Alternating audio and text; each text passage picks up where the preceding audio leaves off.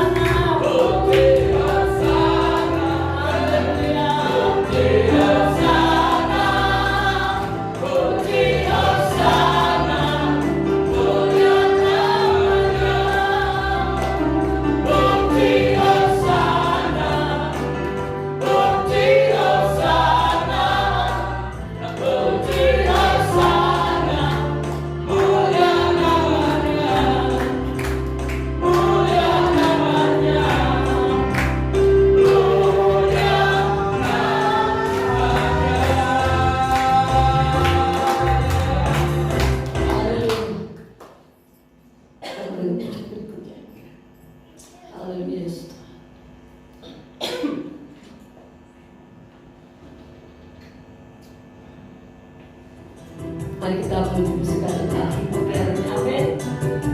Haleluya. Hallelujah.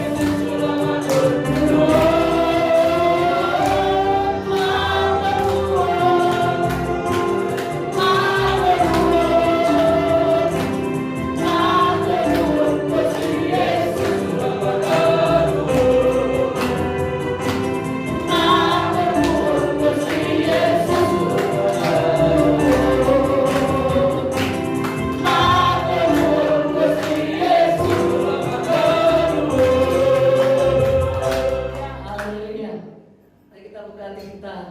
Kita berkati.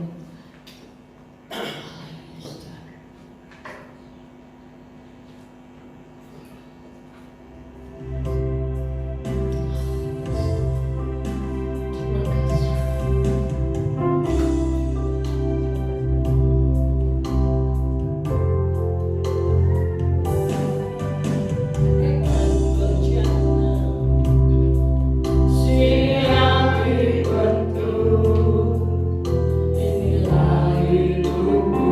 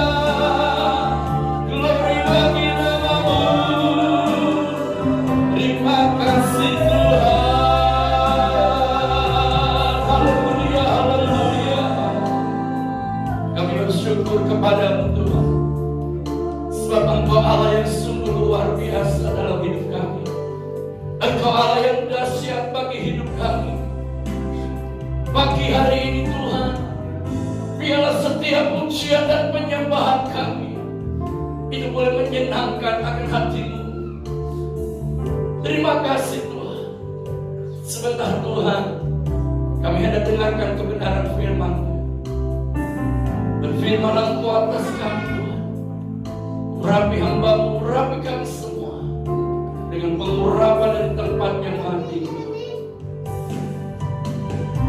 Jamah setiap kami, baik yang di gereja maupun yang di rumah. Kami merindukan terjadinya terobosan dalam hidup kami. Kami rindu terjadinya lawatan dalam hidup kami. Terima kasih Tuhan. Terima kasih Bapa. Roh Kudus bekerja dan berkarya langka di tengah-tengah ibadah kami pagi hari ini. Di dalam nama Tuhan Yesus Kristus, Tuhan dan Juru Selamat kami yang hidup, kami sudah berdoa dan bersyukur.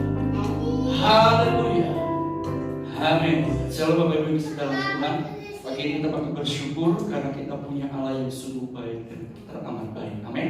Nah, pagi hari ini Bapak Ibu dalam Tuhan, kita akan melihat satu kebenaran firman Tuhan di dalam Amsal pasalnya yang ke-13 ayat yang ke-13. Kita akan buka Alkitab kita dalam kitab Amsal.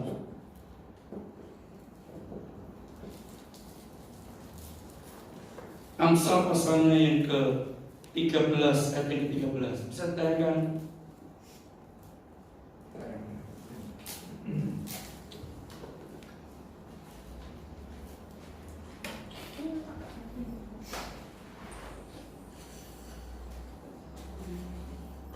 Kalau sudah suamiku boleh silakan sana. Ya kan sudah iya.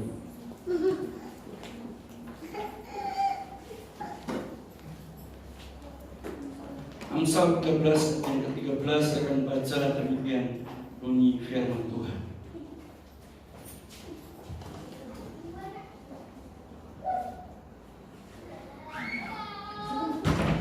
Siapa meremehkan firman, dia akan menanggung akibatnya.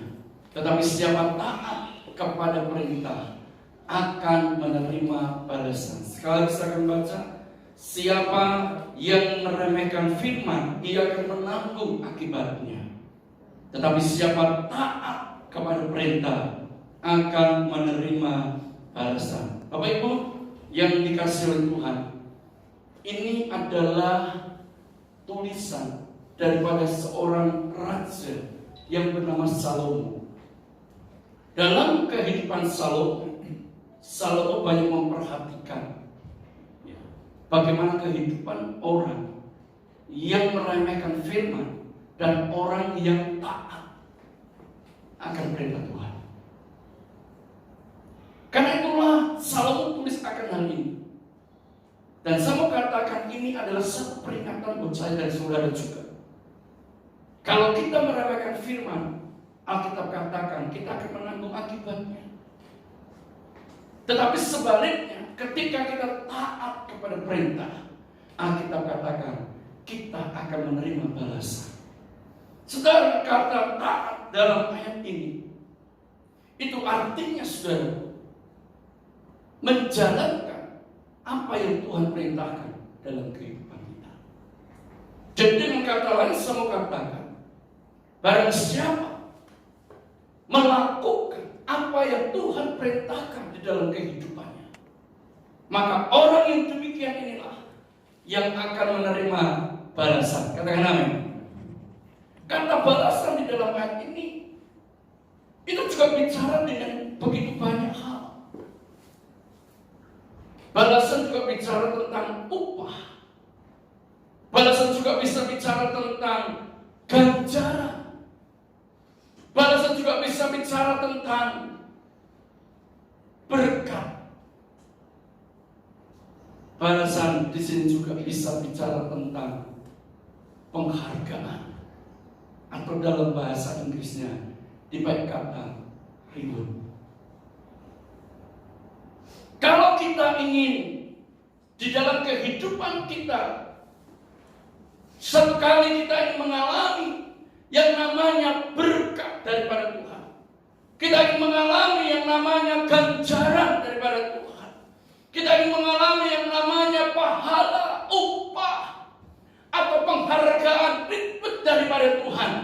Maka jadilah anak-anak Tuhan yang taat menjalankan perintah Tuhan. Katakan amin. Menjalankan perintah Tuhan. Bapak Ibu yang dikasih dalam Tuhan, menjalankan perintah Tuhan itu gampang-gampang susah. Ya. Kalau bicara tentang berkat, bicara tentang pahala, bicara tentang upah, bicara tentang penghargaan, bicara tentang ganjaran, saya yakin dan percaya setiap kita pasti akan berkata, ya saya mau Pak. Saya mau hidup saya diberkati Pak. Saya mau Pak satu kali kelak saya mendapatkan pahala. Saya mau Pak apa yang aku kerjakan diberi upah yang luar biasa oleh Tuhan. Saya mau Pak dalam kehidupan saya mendapatkan penghargaan. Bicara ini semua pasti orang akan ngomong, iya saya mau. Tapi bicara untuk menjalankan apa yang Tuhan perintahkan, kadangkala kita masih mempertimbangkan segala sesuatunya. Bapak Ibu yang kasih dalam Tuhan, perintah Tuhan dalam hidup kita itu begitu banyak.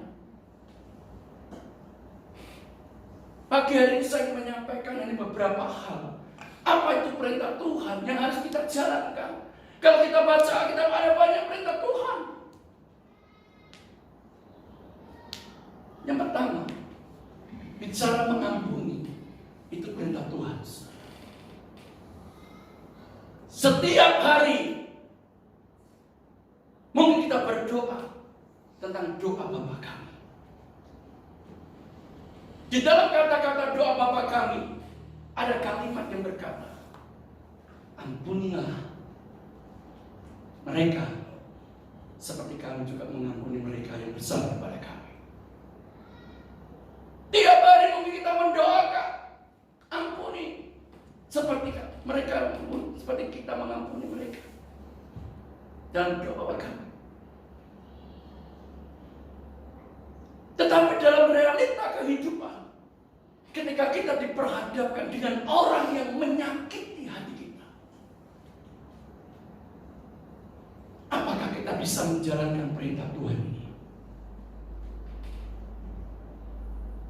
Kalau bicara berkat, bicara upah, bicara ganjaran, bicara pahala, bicara penghargaan, saya percaya Tuhan itu sudah sediakan semua buat hidup saya dan saudara. Katakan amin.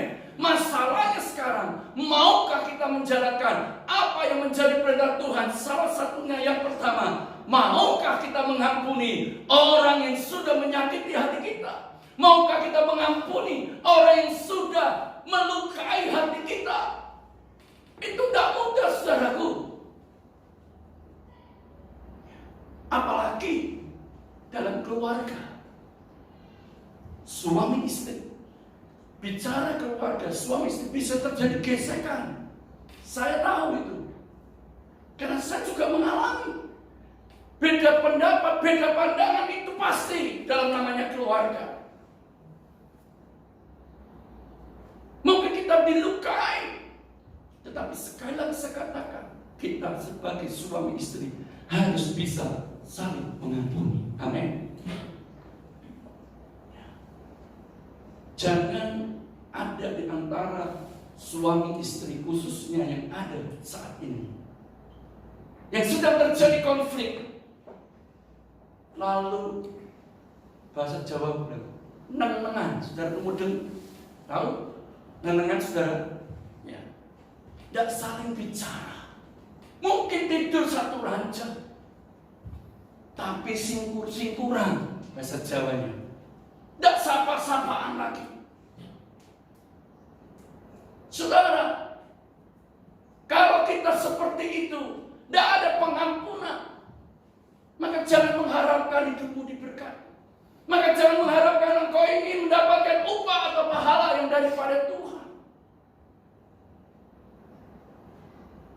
Kita belajar untuk mengampuni. Katakan amin. Meskipun kita dilukai, belajar melepaskan pengampunan. Karena itu kunci kita akan alami apa yang dijanjikan Tuhan. Menerima balasan di sini artinya bisa juga kita menerima berkat, kita menerima pahala, kita menerima upah. Satu kali kala kita akan menerima mahkota yang Tuhan akan sediakan bagi hidup saya dan saudara. Amin. Belajar mengampuni. Mungkin antara orang tua dengan anak. Bisa saja anak tersinggung ketika mendengar perkataan orang tua yang begitu keras terhadap dirinya. Sehingga perkataan yang keras itu yang sebenarnya orang tua ingin sampaikan untuk mendidik anaknya. Tapi karena anak itu menerima salah persepsi, akhirnya membuat dia terluka. Dan anak tidak mau mengampuni orang tuanya. Bisa saja terjadi. Namanya dalam keluarga. Karena orang tua kadang-kadang bisa saja lepas kendali ketika marah. Sehingga mengeluarkan kata-kata yang melukai hatinya. Dibutuhkan pengampunan. Amin, saudaraku. Kita harus bisa mengampuni anak-anak yang terluka. Harus bisa mengampuni orang yang melukai hidupmu. Jangan kau mendendam, menyimpan rasa luka itu. Dan akhirnya kebawa terus sampai kau menikah. Dan akhirnya terjadi meluluh dan meluluh terus dalam keluarga. Itu kenapa? Karena tidak ada pengampunan. Pengampunan itu menyelesaikan konflik. Amin, saudaraku.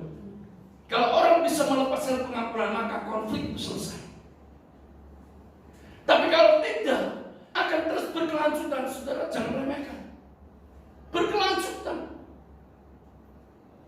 Kalau hati anakmu terluka dan belum ada pengampunan, ketika dia nanti menikah, akan melakukan hal yang sama kepada keluarganya. Kenapa belum dibereskan? Belum dibereskan. Kalau kita bisa melepaskan pengampunan, firman Tuhan jelas, kita akan menerima balasan. Yang susah dihiburkan, amin. Yang lemah dikuatkan, yang sakit disembuhkan, amin. Lepaskan pengampunan. Jadi orang yang taat, artinya orang yang menjalankan perintah Tuhan. Yang pertama, mau mengampuni orang yang sudah melukai hidupnya, mau mengampuni orang yang sudah menyakiti hidupnya.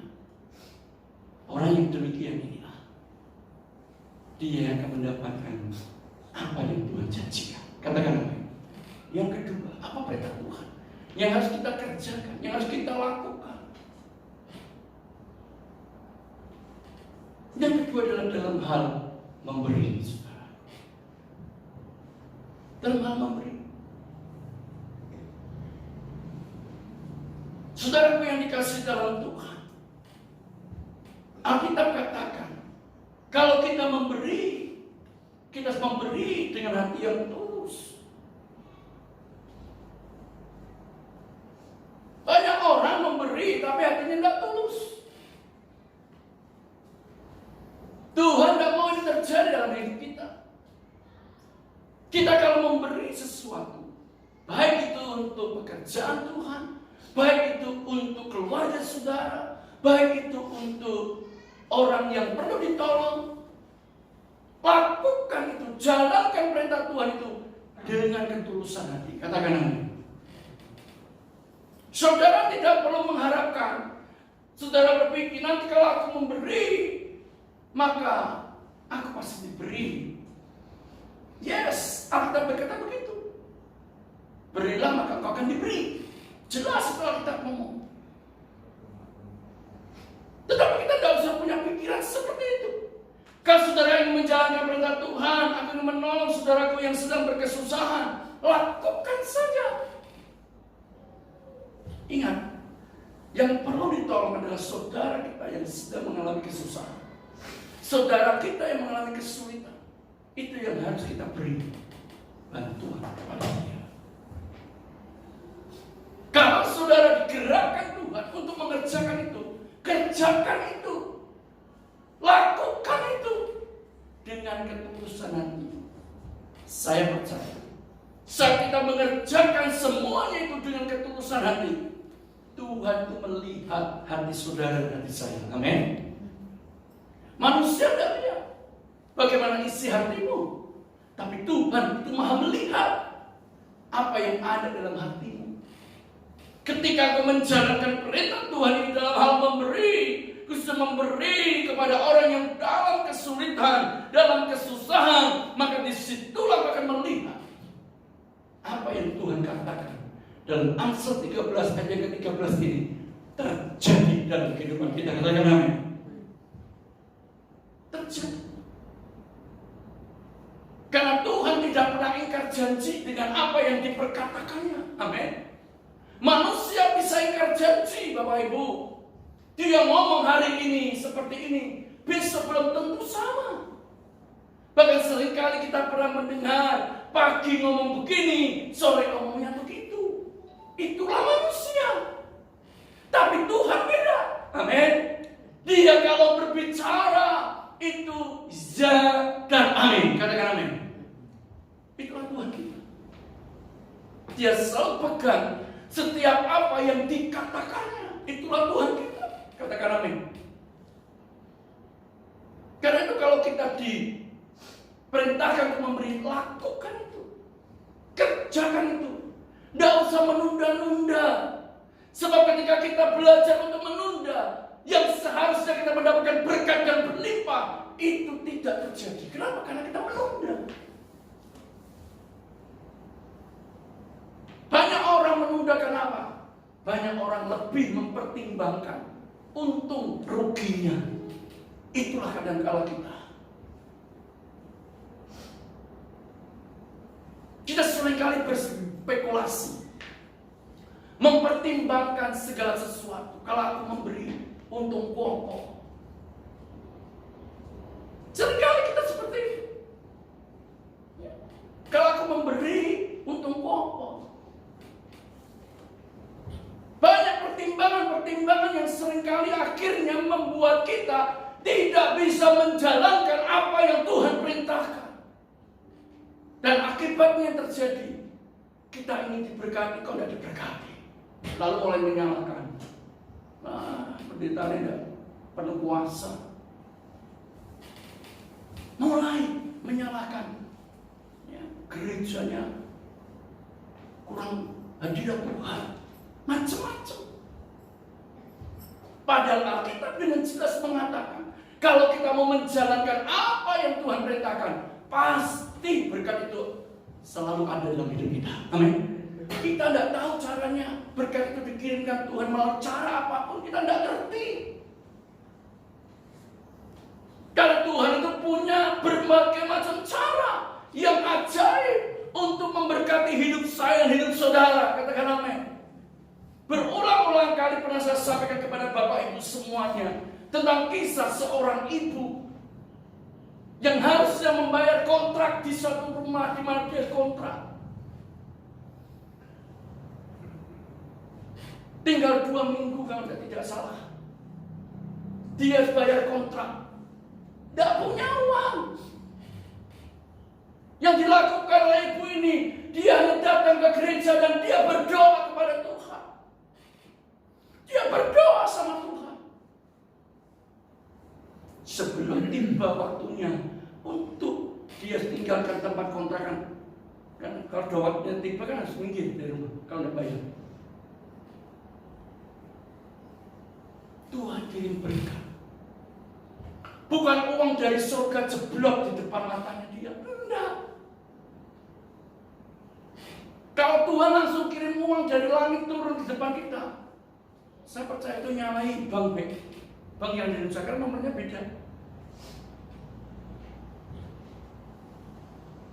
Apa yang dilakukan oleh Tuhan untuk menolong ibu yang sedang membutuhkan uang untuk kontrakan ini? Saudara, ketika ibu ini pulang dari doa, sampai di rumah, dia melihat ada seekor burung yang masuk di rumahnya. Bagi ibu ini, burung itu bernilai atau tidak, dia tidak tahu. Ketika anaknya pulang dari sekolah dan sampai di rumah, anaknya langsung begitu melihat seekor burung yang di dalam rumahnya, dia langsung tutup pintu, tutup jendela semuanya. Kenapa? Karena anaknya tahu burung yang masuk itu punya nilai yang mahal. Kita pun juga demikian. Kalau ada burung masuk nilainya mahal, pasti kita akan tutup semua, kita tangkap burung itu. Ibu terkejut, kenapa kamu tutup ini burung mahal? Betul saudaraku, ketika burung itu bisa ditangkap sama anaknya dijual, maka harga jual burung itu bisa bayar kontrak 2 tahun lagi.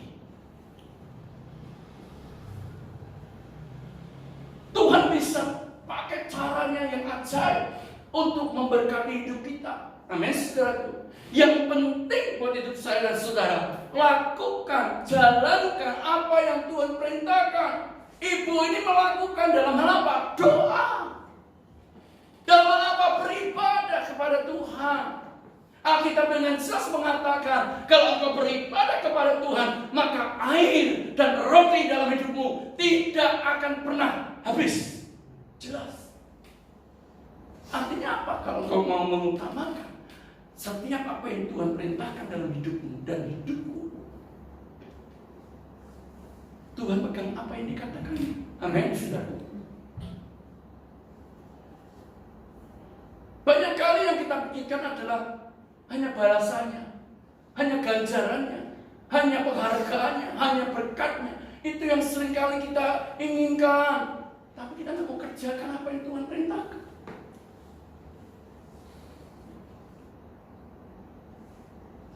Dan yang ketiga, saudara, dalam hal perpuluhan, kita belajar untuk mengembalikan apa yang menjadi miliknya Tuhan. Belajar apa yang menjadi miliknya Tuhan. Sekecil apapun berkat yang Bapak Ibu terima, belajar untuk menyisihkan 1/10 dari berkat itu. Belajar. Kalau bicara tentang tidak cukup, saya percaya semua akan mengatakan tidak cukup Pak untuk keluarga. Orang yang gajinya gede juga bisa ngomong tidak cukup Pak untuk keluarga. Tapi angsuran yang diberikan untuk yang lain bisa. Kadang-kala orang seperti itu Bapak Ibu. Kenapa? Karena ada pertimbangan seringkali untung ruginya. Itulah kita manusia. Tapi sekali lagi saya katakan, kalau kita taat menjalankan apa yang Tuhan perintahkan, maka janjinya pasti genapi dalam hidup kita. Amin. Ingat, memberi perpuluhan itu bukan untuk pendeta. Pagi hari saya mengajarkan kepada kita semua bahwa memberi perpuluhan itu adalah perintahnya Tuhan. Terlepas dari apa saja pertimbangan-pertimbangan yang saudara bisa pikirkan, tapi saya ingin ajarkan pada saudara, jalankan apa yang diperintahkan Tuhan. Amin, saudara. Kalau saudara dengar pendeta ini, pendeta ini, banyak pertimbangan dalam benak pikir saudara. Dan pagi ini saya mau katakan kepada kita semua, kalau kita dengar banyak pendeta, orang ngomong tentang perpuluhan pasti berbeda-beda, satu dengan yang lain beda-beda. Pasti berbeda-beda. Dan pagi ini saya ingin tegaskan kepada kita semua, memberi perpuluhan itu artinya kita mengembalikan apa menjadi miliknya Tuhan. Menjadi miliknya Tuhan. Ingat, bukan miliknya pendeta, miliknya Tuhan. Dibawa kemana? Dibawa ke rumah Tuhan. Supaya apa? Supaya ada persediaan makan di rumah kata firman Tuhan. Yang ada di dalam rumah Tuhan bukannya pendeta, bukannya gembala. Yang ada di rumah Tuhan kita semua. Katakan amin. Itu prinsip saya. Jadi persembahan perpuluhan harus dikelola di satu rumah Tuhan. Untuk siapa? Untuk semua. Alkitab katakan mengatur semuanya. Perpuluhan diberikan kepada orang Lewi. Perpuluhan juga diberikan kepada janda miskin. Persembahan perpuluhan juga diberikan kepada anak yatim piatu. Semua dijelaskan oleh Alkitab. Tetapi sekali lagi saya katakan kepada kita semua, yang penting bagi hidup saya dan saudara, jalankan saja apa yang menjadi perintah Tuhan. Amin. Kalau Tuhan memerintahkan kita mengembalikan apa yang miliknya Tuhan, kerjakan itu. Kita tidak menyebutkan di situ, bawalah seluruh persembahan perpuluhanmu ke dalam rumah Tuhan, di gereja ini. Kita tidak menulis seperti itu. Bawalah seluruh persembahan persepuluhan ke dalam rumah Tuhan. Saudara, bicara rumah Tuhan banyak. Rumah Tuhan itu gedung gereja. Saya tidak mengatakan seperti itu. Tapi rumah Tuhan yang pasti kita katakan adalah diri kita. Amin. Diri saya dan saudara tidak dalam miliknya Tuhan. Hidup saya dan saudara adalah rumahnya Tuhan. Untuk itu Bapak Ibu yang kasih dalam Tuhan, pagi hari ini 3 hal perintah Tuhan yang harus kita kerjakan, yang harus kita lakukan. Ada banyak perintah Tuhan. Hidup dalam kekudusan, itu perintah Tuhan juga. Kita lakukan, kita jalankan. Saat kita menjalankan semuanya itu, kita akan mendapatkan penghargaan daripada Tuhan. Kita akan mendapatkan pahala daripada Tuhan. Katakan, di dalam Alkitab, contoh yang pertama adalah pribadi Yesus Kristus Tuhan. Ketika Yesus Kristus sebagai manusia, dia ada di dunia ini. Dia selalu menjalankan apa yang menjadi perintah akan Bapaknya untuk dia lakukan. Meskipun untuk menjalankan perintah Bapaknya, kadangkala ada banyak hal yang bertentangan dengan dagingnya, saudara. Yesus bisa mempertimbangkan segala sesuatunya. Contoh yang paling gampang ketika dia ada di Taman Getsemani, ketika dia diperhadapkan dengan cawan penderitaan yang harus dia tanggung. Allah dapatkan apa? Yesus berkata, ya Bapa, kalau boleh lakukan cawan ini daripadaku, tetapi bukan kehendak, tapi kehendakmu jadi. Yesus bisa mempertimbangkan karena itu menyangkut kedagingannya. Sebagai manusia pada waktu itu. Kalau pada waktu itu Yesus banyak pertimbangan, bisa saja dia tidak lakukan apa yang menjadi kehendak Bapaknya. Dia tidak banyak pertimbangan. Meskipun itu sulit, meskipun itu penuh penderitaan, dia jalankan perintah Tuhan. Kita katakan, Yesus taat sampai mati di atas kayu salib. Dia tak jalankan perintah Tuhan sampai mati di atas kayu salib. Kita memberikan penghargaan kepadanya. Saudara bisa baca surat Al-Filipi pasal yang kedua. Coba buka Filipi 2 ayat yang ke-9 sampai dengan 11. Sebabnya Allah sangat meninggikan dia dan memberikan kepadanya nama di atas segala nama, supaya dalam nama Yesus bertekuk lutut segala yang ada di langit dan yang ada di atas bumi dan yang ada di bawah bumi, dan segala lidah mengaku Yesus Kristus adalah Tuhan bagi kemuliaan Allah Bapa. Amin. Saudara dapat penghargaan. Kenapa? Karena Yesus mau menjalankan perintah Bapaknya sampai mati. Dia taat. Contoh yang kedua adalah Abraham. Kita tentu semua tahu bahwa Abraham itu menantikan seorang anak daripada Tuhan. Itu membutuhkan waktu kurang lebih hampir 26 tahun.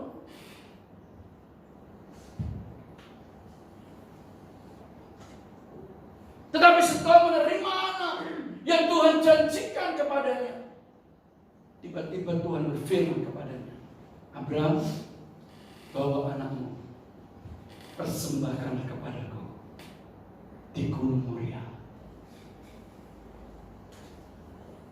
Saudara bisa membaca dalam kitab Kejadian pasal 22. Abraham ketika mendengar Tuhan ngomong, persembahkan anakmu. Saudara, Abraham bisa protes sama Tuhan. Tuhan, bukankah engkau berfirman bahwa keturunanku nanti, kata Tuhan kepada Abraham, akan seperti pasir di lautan banyaknya, akan seperti bintang di langit banyaknya. Kenapa sekarang dipersembahkan? Abraham bisa protes seperti itu kepada Tuhan, tapi tidak dilakukan Abraham. Abraham bisa mempertimbangkan segala sesuatunya. Bagaimana dengan istriku Sarah nanti kalau aku bawa anaknya dipersembahkan?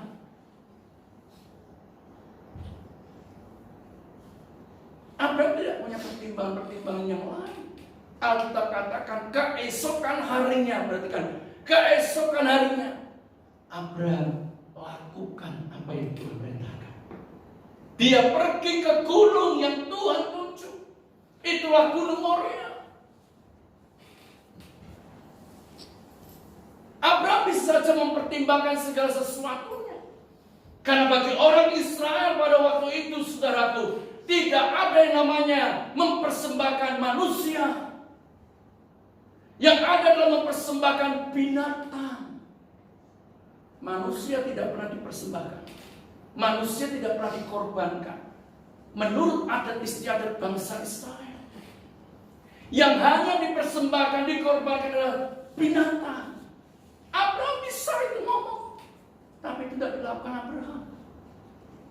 Abraham jalankan saja apa yang Tuhan perintahkan, meskipun itu berat. Saudara tahu, beberapa hari yang lalu, Bapak Gubernur Jawa Barat ada kehilangan anaknya, meninggal ketika sedang berenang di sungai. Tidak tertolong. Akhirnya dia meninggal. Beberapa hari kemudian ditemukan. Kehilangan anak yang dia cintai, yang dia sayang, pasti berat. Semua pasti berat. Betapa sedihnya hati orang tua. Kalau saudara lihat betapa sedihnya orang tua itu ketika mendengar berita anaknya tenggelam. Sedih, apalagi tidak ditemukan. Dan akhirnya ketemu sudah, dan sudah dimakamkan. Kehilangan anak yang dia cinta. Sedih, walaupun masih ada anak yang lain terus, itu bersedih. Apalagi Abraham. Tidak ada yang lain. Hanya Ishak perjanjian. Itu harus dipersembahkan. Abraham tidak mempertimbangkan segala sesuatu. Dia hanya mau taat menjalankan apa yang Tuhan perintahkan. Meskipun itu berat bagi dirinya, dia lakukan. Makanya saya katakan, meskipun untuk melakukan apa Tuhan dalam hal mengampuni itu berat, dalam hal memberi itu berat, apalagi memberikan persekutuan itu berat. Tapi kalau kita mau mengerjakannya, kita mau menjalankannya, maka janji Tuhan Amsal 13 ayat 13 bagian B terjadi dalam hidupku. Katakan itu pasti. Abraham tapi dikerjakan. Untuk menuju ke Gunung Moria itu masih membutuhkan perjalanan 3 hari. Bisa nggak dalam waktu 3 hari mempertimbangkan lagi? Bisa saja. Oh, coba anakku mana yang mana? Sitok-sitok bisa saja. Tapi itu tidak dilakukan Abraham. Abraham menjalankan apa menjadi perintah Tuhan? Untuk menuju gunung Tuhan yang ditunjukkan Gunung Moria.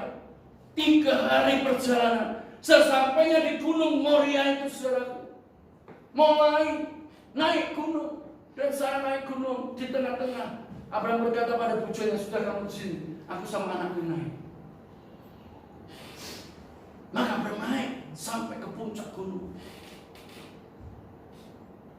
Semua disiapkan. Menata misbah, persembahan kepada Tuhan. Sudah ditata baik. Mulailah anaknya bertanya, Bapak, semua sudah siap. Di manakah anak domba yang akan dipersembahkan? Bayangkan saudara. Dia tanya, di manakah anak domba yang dipersembahkan? Saudara, Abraham tidak ngomong kepada anaknya, nah, yang dipersembahkan bukan anak domba, tapi dirimu. Nah, Abraham justru berkata, Tuhan yang akan menyediakan. Bayangkan saudara, Tuhan yang menyediakan. Itu artinya apa? Artinya Abraham betul-betul punya keyakinan yang luar biasa kepada Tuhan. Meskipun untuk menjalankan perintah Tuhan itu sulit, meskipun untuk menjalankan perintah Tuhan itu berat, tapi Abraham tetap percaya bahwa Allah yang dia sembah, apa yang dikatakannya itu ya dan amin. Amin, saudara. Apa yang diperintahkannya pasti disertai dengan janjinya. Dan ketika anaknya hendak disembelih, malaikat berkata, stop Abraham. Sekarang aku tahu bahwa engkau lebih mengasihi aku daripada anakmu. Lihat, ada seekor anak domba yang tertambah di sana. Persembahkanlah itu kepadaku. Tuhan sediakan anak domba. Jadi Ishak tidak jadi persembahan. Karena itu tidak perlu ribut sampai dipersembahkan Ishak ataupun Ismail. Tidak perlu ribut. Karena dua-duanya dipersembahkan. Yang dipersembahkan anak domba Allah. Amin, saudara. Ya. Anak domba. Bapak Ibu yang kasih dalam Tuhan, Abraham lebih taat kepada Tuhan. Dia lakukan itu meskipun berat. Dia kerjakan. Dan akhirnya dia melihat Tuhan sediakan apa yang menjadi kebutuhan bagi persembahannya. Pagi ini saya mau katakan kepada kita, apa yang menjadi kebutuhan dan keperluan dalam hidup hari ini. Secara pasti saya tidak tahu. Karena saya tidak tahu dan mengenal saudara semuanya pribadi yang sedang menghadapi kesulitan dan kesusahan. Hanya orang-orang tertentu yang cerita kepada saya, yang saya tahu. Tapi pagi ini saya mau katakan, kalau engkau sedang membutuhkan sesuatu, engkau sedang memerlukan sesuatu, percayalah, Tuhan pasti sediakan semuanya. Asal engkau mau menjalankan perintah Tuhan. Katakan menjalankan perintah. Engkau sedang membutuhkan kesembuhan, jalankan perintah Tuhan. Engkau sedang membutuhkan keuangan, jalankan perintah Tuhan. Engkau sedang butuh apa hari ini? Jalankan saja perintah Tuhan. Taati, lakukan. Maka akan melihat apa yang Tuhan janjikan itu terjadi dalam kehidupan. Yang ketiga contoh dalam kehidupan manusia sama seperti kita adalah Sadrak, Meshach, dan Abednego. Di dalam kitab Daniel pasal yang ketiga diceritakan di sana bahwa Sadrak, Mesak, dan Abednego itu diperhadapkan dengan satu undang-undang, di mana pemerintah pada waktu itu memerintahkan seluruh orang yang ada di bawah pemerintahannya Raja Nebukadnezar, kalau mendengar bunyi-bunyian seruling, bunyi-bunyian dibunyikan, maka semuanya harus tunduk menyembah patung Nebukadnezar. Tetapi saudara yang kasih dalam Tuhan, ternyata ditemukan ada 3 orang, Sadrak, Mesak, Abednego, yang tidak mau menyembah patung Nebukadnezar. Maka dilaporkan kepada raja. Raja marah. Dia panggil 3 anak muda ini. Karena 3 anak muda ini adalah orang-orang yang juga masuk dalam bimbingan kerajaan. Saudara yang kasih dalam Tuhan, raja tanya, "Hai Sadrak, Mesak, Abednego, betul, apakah kamu ketika mendengar bunyi harus tunduk pada patungku? Kenapa kamu tidak tunduk?" Mereka jawab, "Ya betul raja, aku tidak mau menyembah patung buatanmu." Alasannya kenapa? Karena firman Tuhan menjelaskan dalam 10 perintah Allah, tidak boleh orang itu menyembah patung. Kalau Sadrak, Mesak, Abednego menyembah patung, dia berdosa, tidak melakukan hukum perintah Tuhan. Tidak dilakukan. Raja marah. Kalau begitu, kamu akan dimasukkan dalam dapur api. Dan Raja Nebukadnezar memerintahkan, panaskan dapur perapian itu 7 kali lipat panasnya. Bayangkan, 1 kaca sudah orang dimasukkan mati, ini 7 kali lipat panasnya. Maka tidak heran, saudara, tidak heran, orang yang melemparkan mereka ke dalam bara-bara api, mereka terbakar. Karena panas 7 kali. Saudara tahu apa yang dikatakan oleh ketiga anak muda ini? Itu yang patut dipercaya kita. Itu yang patut kita lakukan dalam hidup kita. Dia berkata, "Ya Raja, sekalipun aku dimasukkan dalam api, meskipun Tuhan tidak menolongku, aku tetap percaya. Aku tidak mau menyembah patung yang Tuhan dirikan."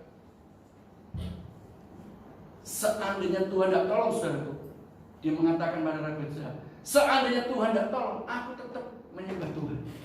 Artinya apa? Sadrak, Mesak, Abednego, dia lebih takut kepada Tuhan daripada manusia. Dia lebih taat kepada Tuhan daripada taat sama manusia. Pagi ini saya mau katakan pada kita semua, ayo belajarlah untuk lebih taat kepada Tuhan dibandingkan kepada manusia. Karena saat engkau taat melakukan apa yang Tuhan perintahkan, saya yakin dan percaya, upah, pahala, ganjaran, reward, penghargaan, berkat pasti akan selalu mengikuti setiap kehidupan kita. Katakan amin. Kapan Pak aku akan dapat upahnya Pak? Kapan Pak aku dapat pahalanya Pak? Itu semua sudah dalam rancangannya Tuhan.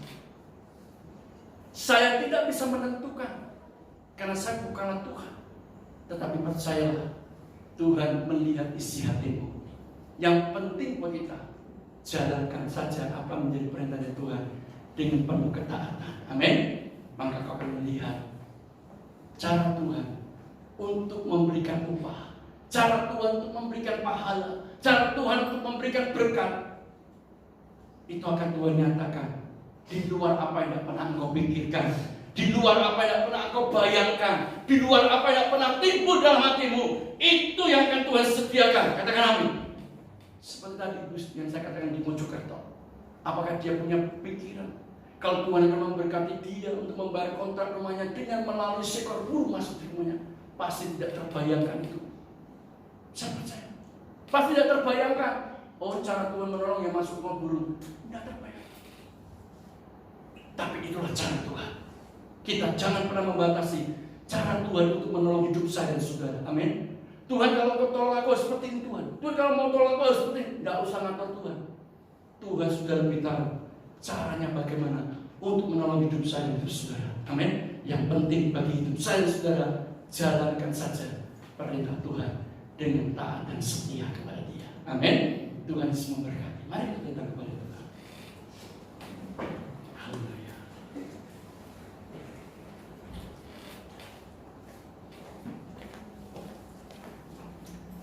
Glory bagi Tuhan. Ku tak membawa apapun juga saat ku datang ke dunia.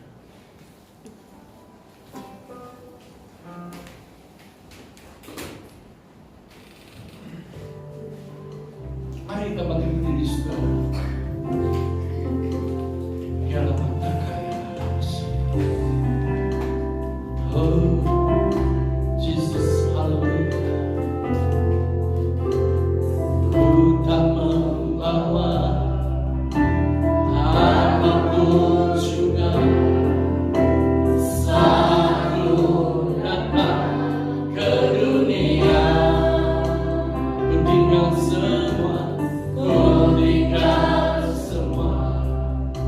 Pada akhirnya saat ku kembali ke surga.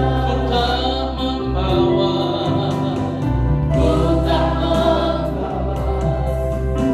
apapun juga saat ku datang ke dunia. Ku tinggal semua.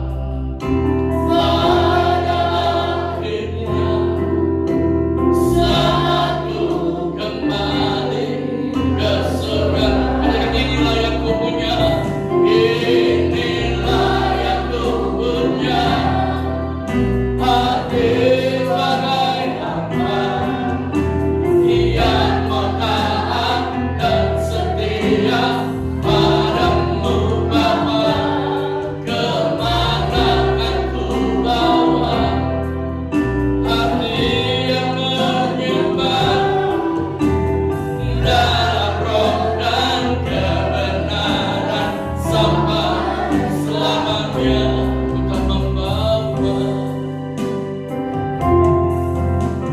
ku tak membawa apapun juga saat ku datang ke dunia. Ku tinggal semua. Pada akhirnya saat ku kembali ke surga. Inilah yang ku punya. Inilah yang ku punya. Hati sebagai hamba yang mau taat dan setia padamu Bapa. Kemana akan ku bawa hati yang menyembah dalam roh dan kebenaran sampai selamanya. Inilah yang ku punya. Inilah yang ku punya. Hati bagai hamba yang mau taat dan setia padamu Bapa. Kemana akan ku bawa hati yang menyembah dalam roh dan kebenaran sampai selamanya. Glory, haleluya. Inilah Tuhan yang kami punya. Itulah hati seorang hamba. Hamba yang mau taat, hamba yang mau setia untuk menjalankan apa yang Tuhan perintahkan dalam kehidupan kami. Meskipun kami menyadari untuk menjalankan perintah-Mu itu tidak mudah, itu tidak gampang, tetapi kami yakin dan percaya Engkau akan memberikan kemampuan. Engkau akan memberikan kemampuan kepada setiap kami untuk kami bisa dalam hidup ini menjalankan apa yang Tuhan perintahkan dalam hidup kami. Maka kami yakin dan percaya janji firman-Mu, orang yang menjalankan perintah Tuhan dengan taat, dengan setia, hidupnya pasti diberkati, hidupnya pasti mendapatkan upah, hidupnya pasti akan mendapatkan pahala dan penghargaan daripada Tuhan. Terima kasih Tuhan. Berkati setiap kami semua. Beri kemampuan bagi setiap kami semua yang mendengarkan firman-Mu pagi hari ini. Mampukan kami ya Tuhan, untuk kami bisa mengerjakan, menjalankan setiap perintah-Mu di dalam setiap hidup kami. Berkati kami semua.